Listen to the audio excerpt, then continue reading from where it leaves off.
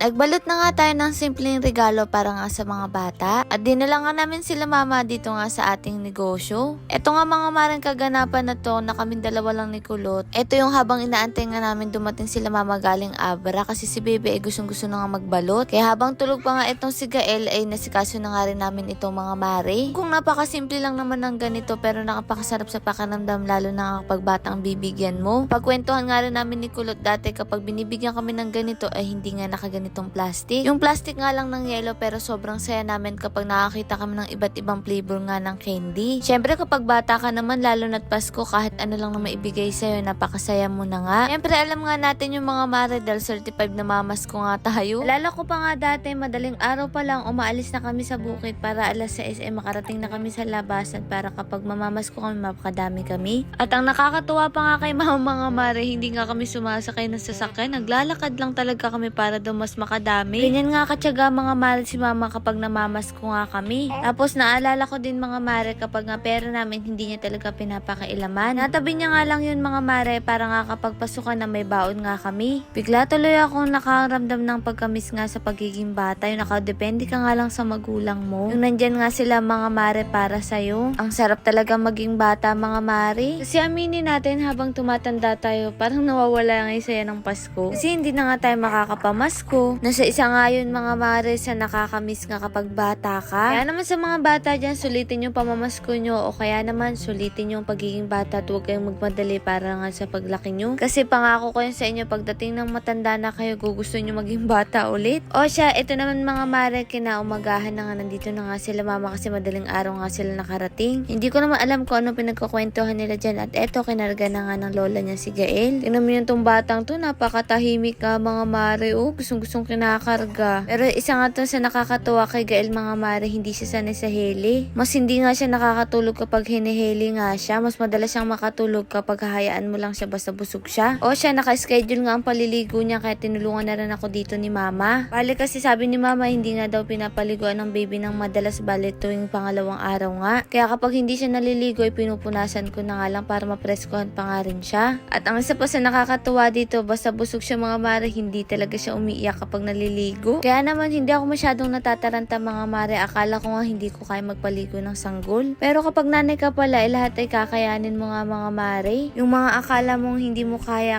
mo pala. At ito nga si Pangit abala nga sa pag-ayos ng sahod. Sila kayo Noli naman bumili na nga rin ng maulam natin para nga sa pananghalian. Kaya eto kanya-kanya na nga rin ng pag-ayos nga din dito mga mare. Pero nung oras na yun hindi pa naman ako nagugutom. Kaya kung mapapansin nyo ay wala nga din ako dyan mga mare. At ito nga si Miko nakatulala pa nga sa TV. Kaya naman tara sabayan nyo na nga kami mga mare kumain ng pananghalian for today's video. Ngayon na nga lang ulit nagkaroon nga dito ng tao sa atin. Palagi kasi tayo nga lang ang nandito. Kaya naman nakakatawa bigla na nga rin umingay dito sa atin mga mare. O siya naisipan nga namin nung nakaraan pa na magbubunutan nga kami kahit magkano nga lang yung bigay ng regalo. Gusto nga sana namin to gawing tradisyon na nila Pangit. Yung kada taon kahit nga mga mare magkano lang yung bigayan ang mahalaga ay mga regalo sa isa't isa. Kaya ayan habang abala si Pangit gumagawa dito ng payroll ako naman gumagawa nga dito ng number. Ginawa ko na nga rin siya mga mare kaya aalis nga sila mama sabi ko wag na ipapakita. At eto nga sobrang tawang-tawa nga yung dalawang mama nga dito paano mga mare hindi nga nila to naranasan dati. Totoo lang first time nga lang din namin mga mare magbubunutan na hindi Christmas party sa ibang tao o trabaho. Kaya ayan tuwang-tuwa kami dito mga mare Siyempre for the kalog-kalog nga ako para nga hindi mahanap nga mga mare mga pangalan nila. O siya mga mare tara't magbunutan na nga rin tayo dito. Ano kaya ang matatanggap nga natin mga mare?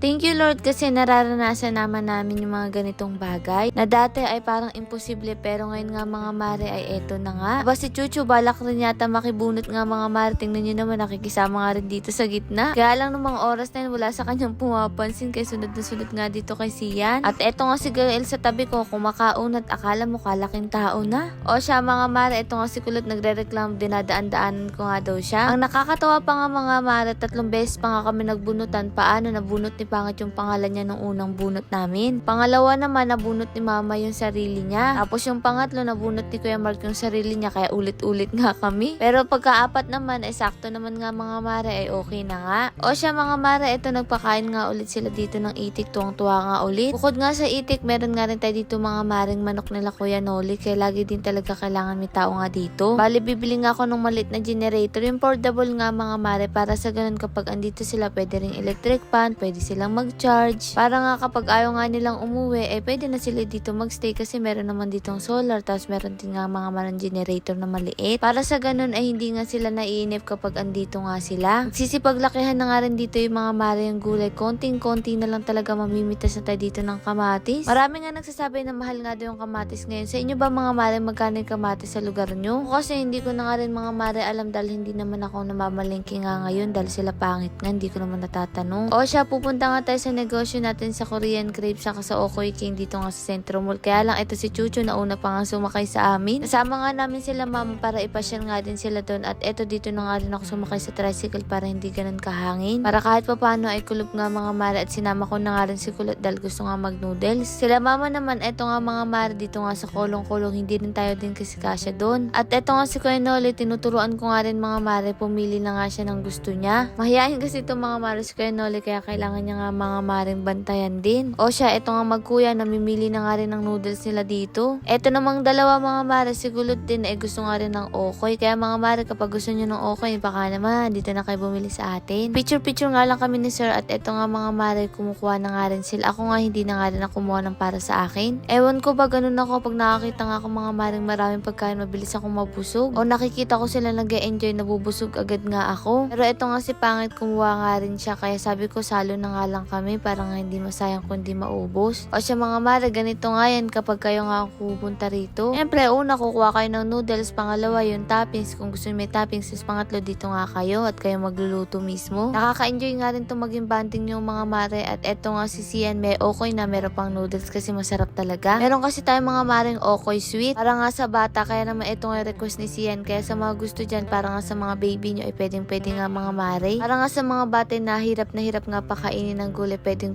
sa inyong okoy sweet. O siya, at eto naman sila Kuya Brel na nga mga mare ang nagluluto at sa wakas tapos na nga rin. Nagbibiruan pa nga kami dyan mga mare para nga kami magkakagalit paano, magkakahiwalay nga kami ng table. At eto, salo na nga lang kaming dalawa ni Pangit. Ano kasi si Pangit, mabilis nga rin siyang mabusog kaya tamang-tama lang na magsalo na nga lang kami at eto nga sila nag-e-enjoy nga rin dito. Saan pala kami pumunta dito para ibigay yung sahod at syempre yung simpleng bonus nga nila ngayong Pasko. Merry Christmas and Happy New Year nga sa inyo mga mare at maraming salamat kasi pangalawang taon na natin magkakasama ngayong Pasko. At yung isa nga mga mare, pinaabot na nga lang namin at eto nga yung kay ate. Nakakatawa nga ngumiti si ate, may dalawang dimple nga. O at eto nga mga mare, nandito na rin kami kaya pumunta kami dito sa bilihan nga ng parigalo namin. At nakilala pa nga tayo nila sir mga mare at nanonood nga daw sila palagi tuwing alas 7. Maraming salamat po sa inyo. Pagpunta nga namin dito, kanya-kanya nga kami mga mare ng punta kasi nga para hindi makita yung mga regalo namin sa isa't isa. O diba, nagbunutan kami pero sabay-sabay nga din kami pumunta sa isang lugar. O diba, ang galing-galing. Ang ginawa na nga lang kasi namin mga mare, kanya-kanya na nga lang kami. O siya, eto't nakarating na nga sila, nahuli nga din kami ng mga oras na to kasi nag-tricycle nga lang kami. Nakatulog na nga rin dito si Bibi paano, ang harot niya nga doon. Kaya pagod na pagod, nandito pa ka lang sa kolong-kolong ay tulog na nga. Magbibigay pa nga rin tayo ng munti regalo sa mga nakapalo at nag-share ng ating vlog. Lord, maraming salamat sa lahat ng blessing. At syempre sa inyo mga mare, paano ba yun? Bukas na lang ulit.